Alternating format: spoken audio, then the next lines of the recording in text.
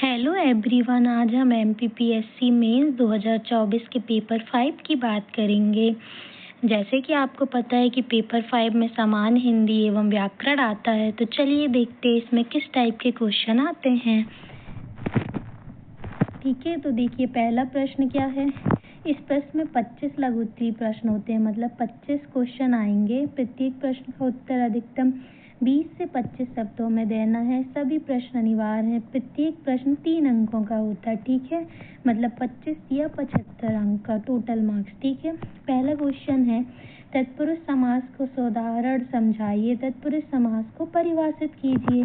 Syllabus का video मैंने डाल चुका है, आप उसको देख लीजिए और उसके बाद आपको आइडिया लग जाएगा कि किन किन टॉपिक से क्वेश्चन आते हैं। ठीक है, उसके बाद गुण संधि का कोई एक नियम और उसका उदाहरण लिखिए। इसमें देखो परिभाषा उदाहरण जितना सिलेबस में दिया है उतना ही अच्छे से कर लेंगे ना, तो इस पर अपन बहुत अच्छे से स्कोर कर लेंगे। ठीक है, उसके बाद बहुव्रीहि समास को परिभाषित करते हुए कोई 2 उदाहरण लिखिए। अयादि संधि को परिभाषित करते हुए उसके कोई 2 उदाहरण लिखिए। देखो आपको सिंपल लग रहा होगा ना ये। अनुग्रहित, अध्यावसाय तथा अनाधिकार इन 3 शब्दों की सही वर्तनी लिखना है। पल्लवन करते समय किन बातों का ध्यान रखना चाहिए। सोटा छंद को परिभाषित कीजिए। स्थायी भाव किसे कहते हैं, उदाहरण सहित लिखिए। छंद में यति और गति से क्या अभिप्राय है। अखिल भुवन चर अचर जग हरिमुख में लखी मातु। चकित भयो गदगद बचन विकसित द्रग पुलकातु। इन पंक्तियों में कौन सा रस है और उसका स्थायी भाव क्या है। देखो ऐसा भी पूछ सकता है, ऐसी समास का पूछ सकता है, छंद का पूछ सकता है। ठीक है, उदाहरण देके कि इसका कौन सा छंद है या कौन सा समास है। ठीक है, उसके बाद विभाव से क्या आशा है, इसके भेदों के नाम लिखिए। अनुवाद की कोई 3 विशेषताएं लिखिए। शब्द युग्म किसे कहते हैं। अनल अनिल तथा कृपण कृपाण शब्द युग्मों के अर्थ लिखिए। तात बजी और राग बूझा इस कहावत का अर्थ लिखिए और वाक्य में प्रयोग कीजिए। अल्प विराम और अर्ध विराम को उदाहरण देकर समझाइए। लक्षण शब्द शक्ति को स्पष्ट करते हुए उसके प्रकार लिखिए। विलोम शब्द और पर्यायवाची शब्द में अंतर बताइए। तत्सम शब्द को परिभाषित कीजिए। खीर एवं हल्दी शब्दों के तत्सम रूप लिखिए। अनेकार्थी शब्द किसे कहते हैं। खर और अतिथि शब्दों के अनेकार्थक शब्द लिखिए। मुहावरे और कहावतों के अर्थ स्पष्ट कीजिए। मिश्र वाक्य और संयुक्त वाक्य को उदाहरण के साथ स्पष्ट कीजिए। छिपे हुए अर्थ का बोध कराने वाली शब्द शक्ति का नाम लिखिए एवं उसे परिभाषित कीजिए। करण और उपादान कारक के चिन्ह से का प्रयोग करके 2 वाक्यों की रचना कीजिए। निम्नलिखित शब्दों के अर्थ लिखकर वाक्य बनाइए। अज्ञ अनभिज्ञ।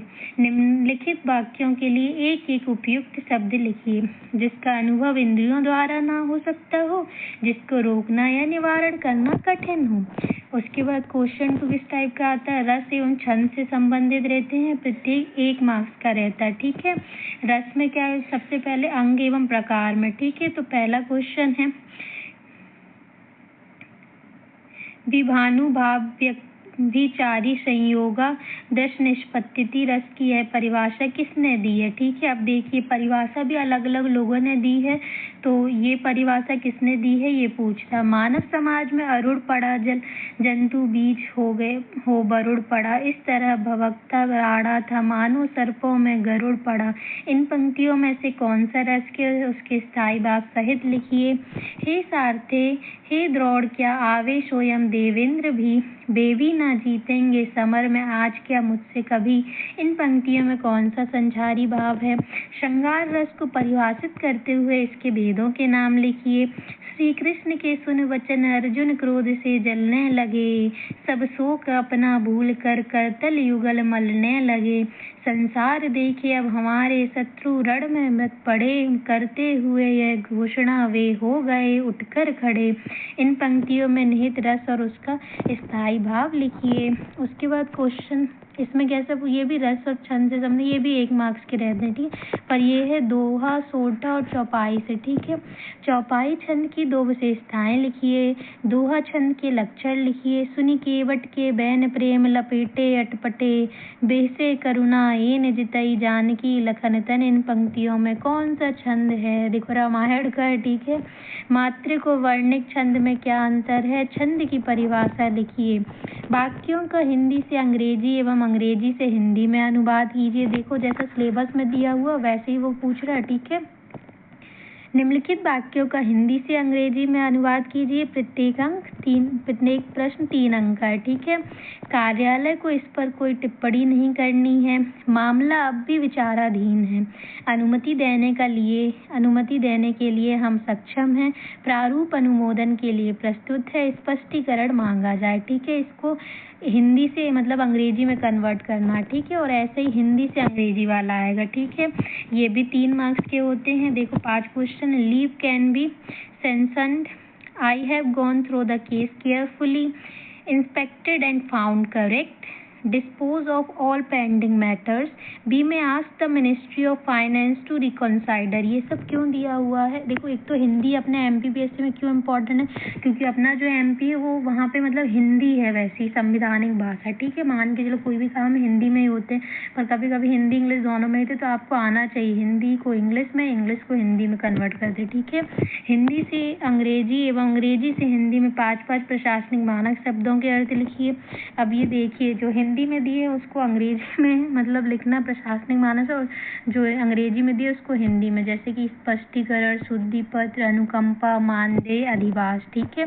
क्योंकि ये सब लेटर में यूज होते हैं, मतलब जब अपन अधिकारी बन जाएंगे तो कोई भी कार्य करना हो या किसी भी कार्यालय में हो तो ये सब शब्द यूज होते हैं, ठीक है। Cooperative officer, quality control officer, adverse entry, agenda, adjournment, motion, ठीक है।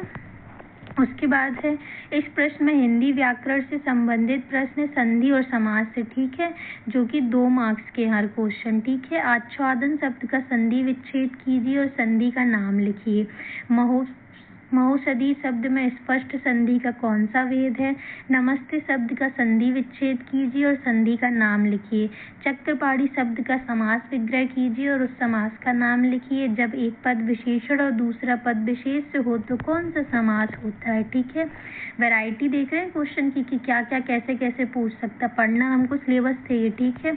उसके बाद इस प्रश्न में हिंदी व्याकरण से संबंधित मुहावरे और कहावतें के प्रश्न है, ठीक है। 2 अंक के हैं हर क्वेश्चन। उड़ती चिड़िया पहचानना, मुहावरे का अर्थ लिखकर वाक्य बनाइए। गूलर का फूल होना, मुहावरे का अर्थ लिखकर मुहावरे का वाक्य में प्रयोग कीजिए। जंगल में मोर नाचा किसने देखा, इस कहावत का अर्थ लिखिए। खग जाने खग ही की भाषा, इस कहावत का अर्थ लिखिए। ऊंची दुकान फीका पकवान, कहावत का अर्थ लिखे हुए वाक्य बनाइए, ठीक है। उसके बाद देखिए इस प्रश्न में प्रारंभिक व्याकरण एवं शब्दावलियों से संबंधित प्रश्न है। प्रत्येक प्रश्न 2 मार्क्स के हैं, ठीक है।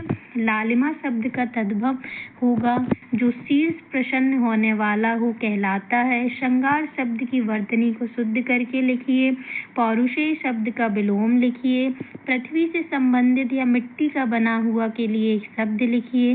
प्रज्वलित शब्द की वर्तनी ठीक करके लिखिए। सीता कमलमुखी है, इस वाक्य में कौन सी शब्द शक्ति है?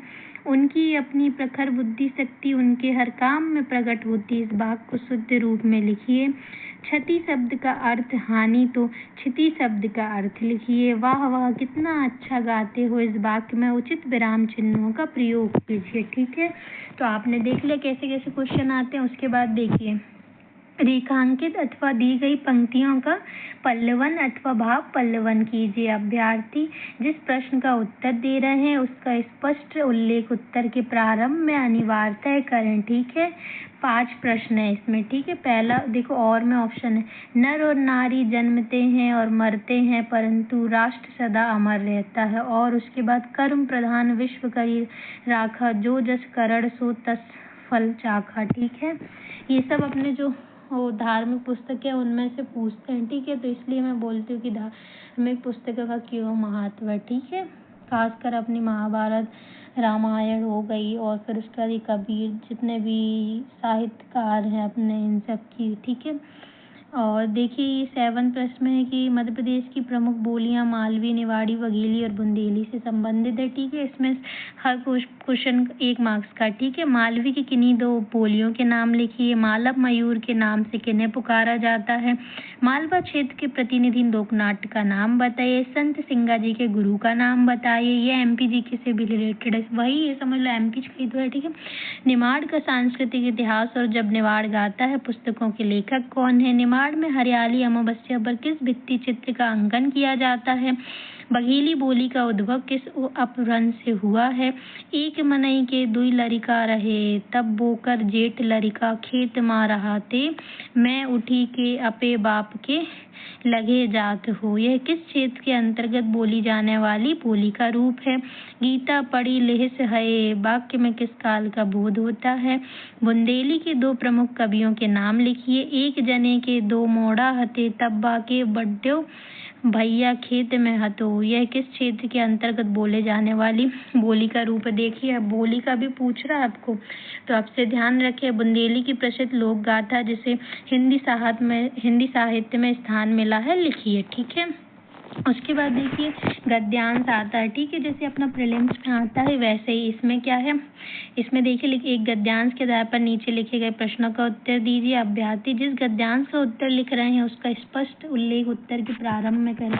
देखो एक पल्लवन वाले क्वेश्चन में भी दिया था कि आप जिसका लिख रहे हैं उसका मतलब गद्यांश का उत्तर में जब लिखें तो आप उसका उल्लेख स्पष्ट रूप से करें। ठीक है, ये गलती आप अपने हाथ से नहीं करना, वहाँ आपको लिखना पड़ेगा। ठीक है, प्रत्येक प्रश्न 3 अंकों का है। ठीक है, देखिए समालोचन के रूप में महावीर प्रसाद द्विवेदी जी ने किसी नूतन शैली की उद्भावना नहीं की। पूर्व और पश्चिम के आलोचना शास्त्रों से संबंधित कोई आलोचना सिद्धांत नहीं लिखा, पर सामयिक पुस्तकों के भाषा दोषों को उभार कर बतलाने का यह परिणाम हुआ कि हिंदी लेखक परिष्कृत भाषा लिखने की ओर अधिक से अधिक प्रवृत्त हुए। भाषा की स्थिरता पर सजग प्रहरी के समान बराबर दृष्टि जमाए रखते थे। वे कला के लिए सिद्धांत को मानने वालों में नहीं थे। जिन्होंने एक जगह लिखा है, मनोरंजन मात्र के लिए प्रस्तुत किए गए साहित्य में भी चरित्र गठन को हानि नहीं पहुंचनी चाहिए। आलस्य, अनुद्योग और विलासिता को उद्बोधित करने वाला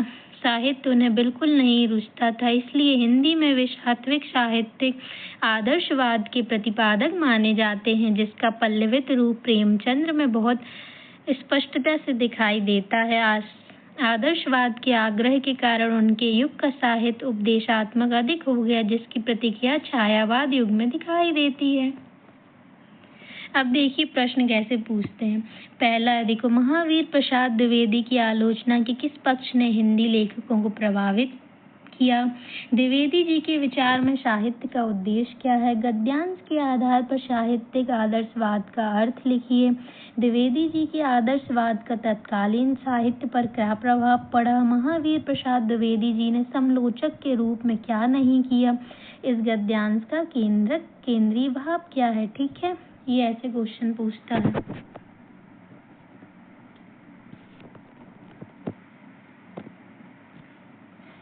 उसके बाद आप देखिए दूसरा है और मैं दोनों में से कोई एक गद्यांश करना है। ठीक है, तो इस पे भी ऐसी 6 क्वेश्चन हैं। तो हमारा हिंदी का पेपर आप समझ गए ना कैसे क्वेश्चन आते हैं। ये वैसे तो इजी पेपर है।